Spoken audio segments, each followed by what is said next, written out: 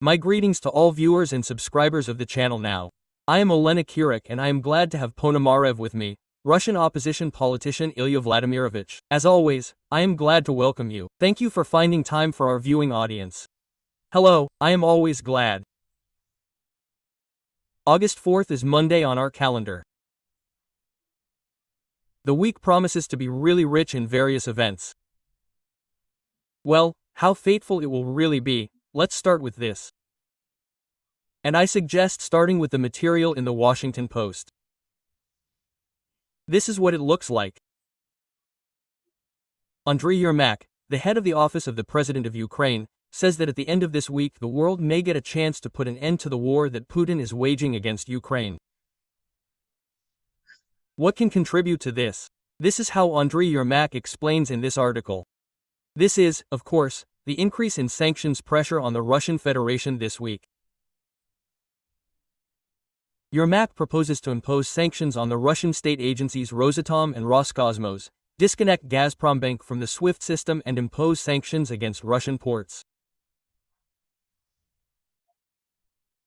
Ilya Vladimirovich, please tell me, is Trump ready to apply this whole range of measures to Putin's Russia now?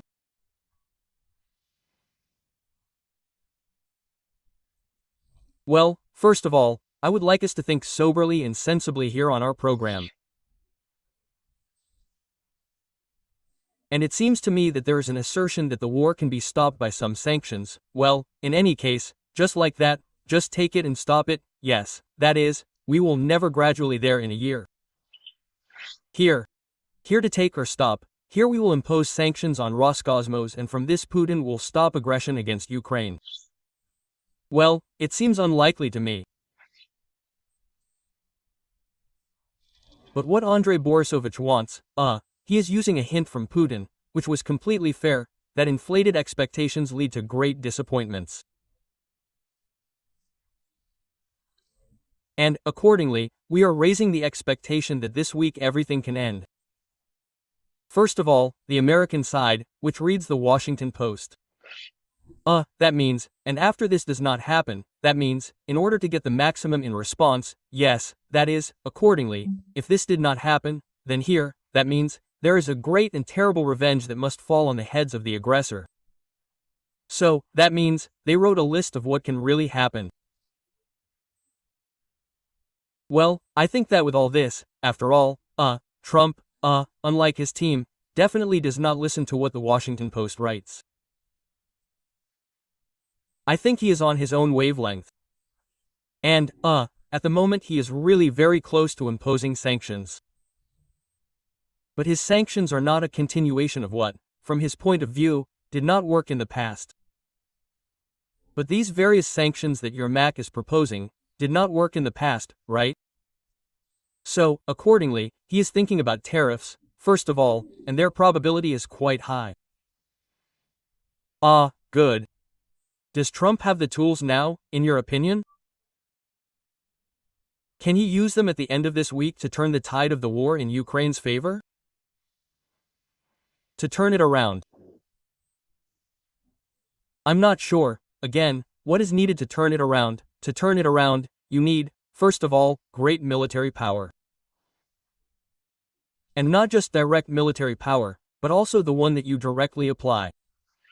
But military power is not created overnight, yes, and it needs to be created for a long time.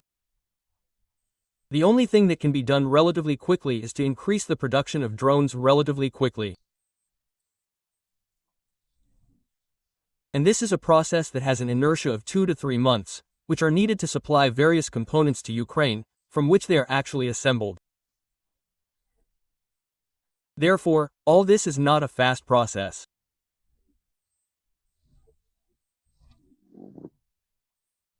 I think that the most realistic scenario is a demonstration to Moscow that patience has really run out, that there will no longer be these endless maneuvers.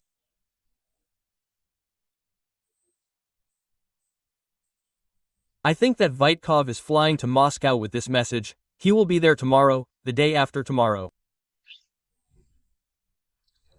And after that, well, so, then, a certain full stop should be put. Oh, It's not a full stop, yes, that is, a certain full stop. In the process of diplomacy, a firm fist is shown. Well, and then, let Putin decide. By the way, the story with Vitkov is surprising in fact, because, well, the media, including the Russian ones, trumpeted that he was supposed to be in Moscow last weekend. The fact that this visit was delayed, what do you think, was it really delayed? Was Vitkov really going to be in Moscow on August 3rd? And is it a coincidence or not that all this was shifted to August 6 to 7? Those dates that are now confirmed by both the Kremlin and the United States of America. And we also know that Kitkalok will be in Kyiv at the end of this week. That's not a coincidence. Here's about the log in Kyiv.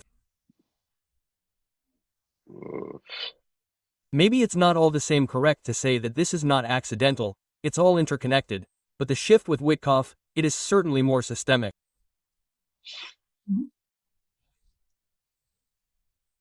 All these days, Moscow and Washington have been actively consulting at the lowest and most imperceptible level about what is possible and what is impossible.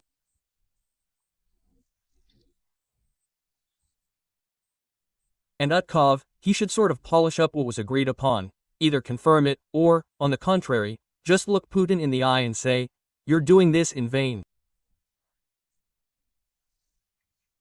This means that the boss is quite serious. Well, Donald Trump himself the day before, commenting on Utkov's visit, which is scheduled for August 6 to 7, said that the Russians, they say, want to see Utkov. So, at the request of the Russians, he is flying to Moscow. Although, well, from Trump's rhetoric one gets the impression that Trump considers this visit absolutely useless. Is this so, in your opinion? How do you interpret again the emotional mood with which Trump spoke about Witkov's visit?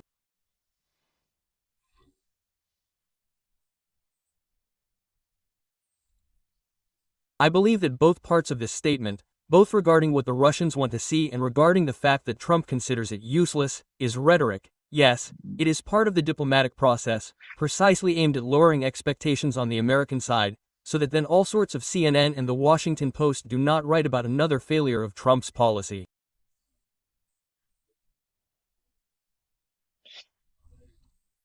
I think that, of course, this is such a, it means, the last chance.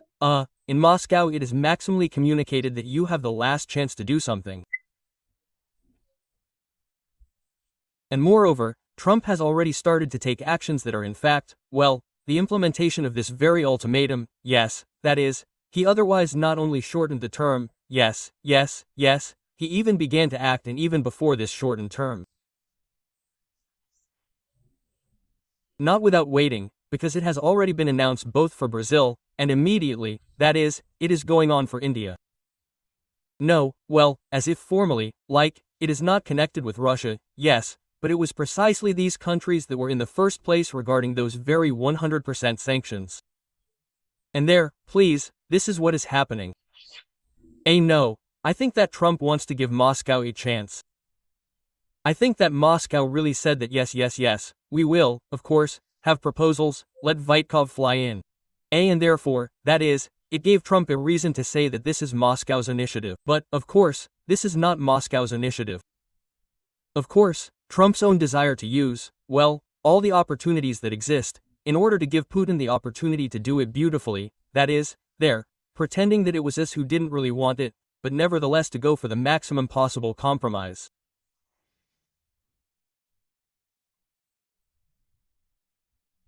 Last week, Medvedev simply went off on Trump in his social networks, including again nuclear threats, to which Trump responded by sending nuclear submarines closer to Russia, as he said in one of his comments the day before, that, supposedly, they had already arrived at their deployment sites.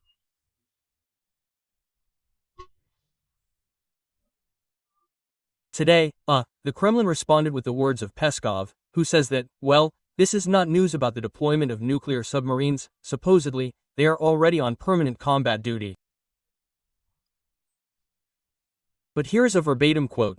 We are very careful about any statements related to nuclear issues. Russia takes a responsible position. Quote, well, how this does not correlate at all with Medvedev's statements and the posts that he wrote. These are the words about Peskov's responsible position. And who advised Medvedev, in your opinion, to take these posts? Was it his own initiative or, well, did the CC come directly from Putin? Should Medvedev tell Trump what Russia is thinking now? And, this statement by Peskov today. Should we consider that the Kremlin, well, what is called, backed down before the Kremlin? Well, starting from the end of the question, yes, I think that it did, of course, back down. I think that this gesture by Trump was, effective, in the sense that he does not have anything specific behind it, yes, because, well, it means that the American Naval Command does not say submarines there, so, it means, be on patrol in this very area. This is the whole point of strategic nuclear submarines, unlike, tactical, attack ones, that they must be located somewhere, right?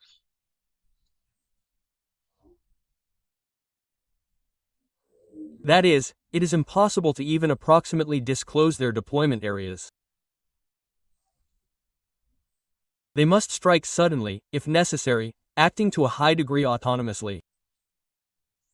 That is why, of course, no one has technically moved any sub-blocks anywhere. This is an exceptional, so to speak, figure of speech. But nevertheless, it is very indicative, because, returning to the middle of your question, I believe that for Medvedev this is a genre of sanctioned amateur performance. That is, in general, he is allowed to make radical statements, but he is not dictated what exactly to say and what exactly not to say. I think that it is Medvedev himself who wants to look like such a buffoon. And I think that this is his conscious personal life strategy, which is aimed at winning the sympathies of, the security forces. Well, and for the Kremlin it is advantageous that there is such a holy fool, who raises the degree of, this very rhetoric, but whom no one takes seriously. And therefore, well, as Zhirinovsky was there before, so now Medvedev is like this, that is, we have this, we can point a finger. Against this background, Putin looks like a very responsible, reasonable, balanced politician. That's it. But the fact that he is still a person in office, Trump, accordingly, said that he will not tolerate this. This kind of bullying. In any case, an official does the right thing, either fire him, and then he, as a free person, can say absolutely everything he wants. But either, if he is in office, then we will react as to a person in office. He, in fact, wrote it this way in his tweet. It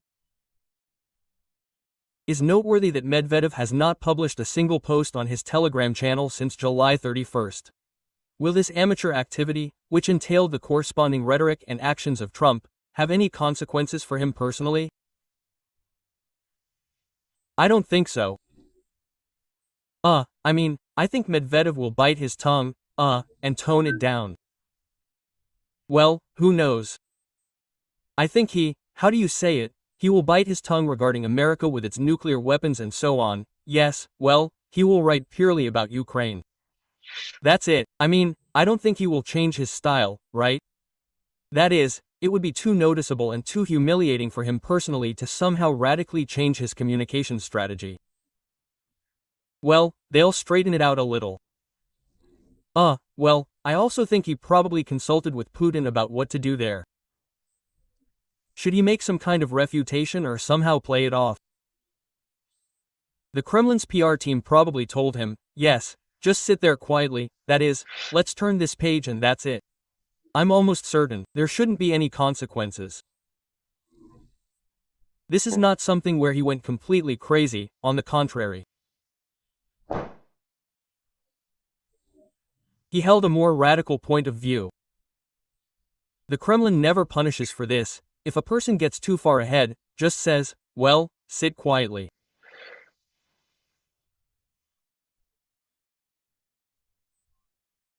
And Trump is waiting for some kind of reaction from Putin to this 10-day period, which expires on August 8th. And did Putin not answer Trump about his further actions during this press conference on Lavochka with Lukashenko when they visited Vlam? And when, well, the rhetoric was as follows, that, they say, we are not refusing to negotiate, but will continue military actions until, in fact, all tasks are completed. That's how it sounded. That is, in fact, Putin openly says that he will continue the war. Well, he always said so. But at the same time he said another thing, which from my point of view is important. He said, let's negotiate there simply in private, without, that is, any public actions in those. What does this mean? Decipher. Well, as much as. Well, as Putin actually says, let's continue to talk. Let's just continue to talk as privately as possible. Quote. Here, even in this very Istanbul process, they propose to create these so-called working groups there.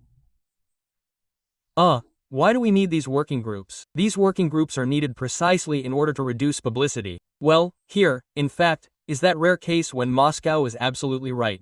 It means that any publicity interferes with serious negotiations, and not having this publicity, at least in the Istanbul format, at least in the format of, I don't know, Aryada there, that is, and so on, is impossible. Yes, there is too much media attention to this. Everyone there, that is, behind leaks and so on. But if you spread this process out to the level of many different small performers, then you don't know what to look for and then you don't know who has what mandate. That is, here they said something serious, but you can always disown it, and journalists there won't pick it up in this way. Well, you never know, such an idea arose here, such an idea arose here, it's somewhere there, that is, not at the top. That's it. And in this sense, from the point of view of negotiating tactics, they are absolutely right. But strategically, Putin at the moment, all summer and spring was set on dragging out these negotiations, believing that during the summer offensive campaign he would, therefore, strengthen his negotiating positions and thus it would be easier for him to reach an agreement later. I don't think that this point of view has changed in any way. Trump simply realized that they are dragging out time, and Trump will no longer be inclined to say, okay, let some working groups work for a month. No, let's decide here and now. Does Trump really think, in your opinion, that it is possible to resolve with Putin what you are talking about here and now? If Trump himself claims, we talk about one thing, we agree on something, and then missiles fly at the peaceful homes of Ukrainians. Look, Alyan, that's not quite true. Because no one agreed on anything with anyone. It wasn't like Putin promised Trump, I won't shoot, and instead he shot. That's not true. Well, Trump described the conversations as good. Obviously, he probably assumed, giving such a description of these contacts, that Putin would not shell Ukrainian cities. Well, why is that? If he really assumed that, and I don't think he really assumed that, then that's a mistake. It just looks that way. That is, that we had a good conversation. Putin said that he strives for peace, and that same evening he staged a record attack on Kyiv. Yes, that's it. But one does not actually contradict the other. Putin simply believes that peace can only be achieved by defeating Ukraine. One does not contradict the other. And Trump, I think, understands this perfectly well. It's just that it's not he, as a media person, but a television person, who understands that Putin is publicly setting him up in this way. That is, when Trump came out, hung up, went out to the journalists and said, we had a great conversation, and he needs to talk like this to attract Putin. Right? That is, Putin is ready to negotiate there, and in the evening he shoots. It is clear that the entire press writes after this that Trump is simply mocking Putin, Putin is simply leading him on, and so on. And Trump is in an awkward position, and he betrayed because of this he pretended not to notice it, yes, because, you know, saying this publicly means admitting, that he is mocking us, yes. Well, after a certain amount of time this accumulated, yes. That is, and, accordingly, Trump began to speak about this publicly and, to say that he believes that Putin is not dishonest, but in fact Putin has a very clear strategy that has never changed. Just as Trump had a clear negotiating strategy, which also has not changed for 6 months. What will happen? Well, is it possible to predict after August 8th? I think that events will happen even before August 8th. So, I think that Moscow will try to foist something on Vitkov. I think that. Well, I think that there will be some proposals that will give the Americans an opportunity, that means, to save face again, to say that they have achieved something there. So, somehow we are moving forward. Well, for example, there is a moratorium on long-range airstrikes. So, Moscow is not shooting at Kyiv, Kyiv is not shooting at Moscow, or at oil refineries, etc. Well, for example, I don't know, I'm completely fantasizing in this case. I don't have any information on this topic, but I think Moscow will try to offer something bright. How easy it will be to implement, that's a big question. How much will the Americans buy it? Because I'll say again that at the moment, and this is no longer an analysis, but information, yes, Trump has definitely got this in his head. That is, he understands at the moment that Putin is just stalling for time. And, accordingly, if this proposal is such a beautiful wrapper, but Trump still says that this is just stalling for time, then he won't take even a beautiful wrapper. Another topic that I want to discuss with you concerns the current internal processes in the Russian Federation. In the Russian Federation, Putin has ordered the distribution of firearms to hundreds of thousands of security guards of state corporations. The number of those who will receive this, weapon, here is the figure that the Russian propaganda agency Tush voices, it is 250,000. Allegedly, it is declared that weapons and cartridges will be issued for a while to employees of the Russian Guard after the appropriate instructions. Or rather, employees of the Russian Guard will issue these weapons, right? Yeah, they will equip fighters of departmental security, federal government agencies, executive authorities and the government of Moscow. Here's the most interesting for the fight against drones air, underwater and surface. Well, such an amazing, in fact, argumentation. Why are they handing out weapons now to the guards of a state corporation? Has this redistribution of property already reached some kind of peak? No, well, this is a state corporation, not private businesses, in fact, this is very much the case. Corporations also tend to be squeezed out by someone.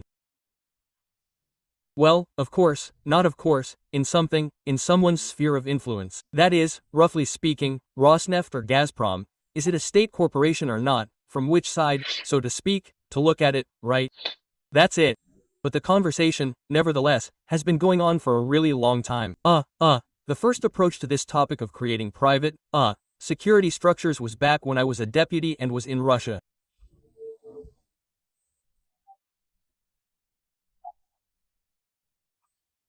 That is, this was already more than 10 years ago, when this was happening. That's it. That is, these attempts were always there. And there was a big discussion on this topic in Russia regarding the possibility of creating these private armies. That's it.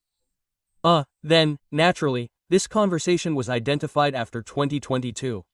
Then it died down again, because it was decided that it was too dangerous. And now it is rising again. Why is it rising?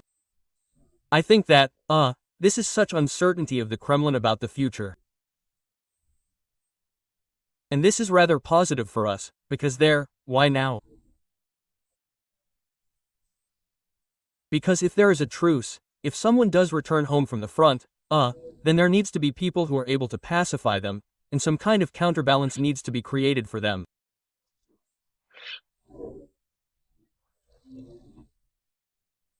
And this is rather a sign that Putin really thinks that there could be some kind of truce and that there could be some, maybe small, but demobilization of people from the front.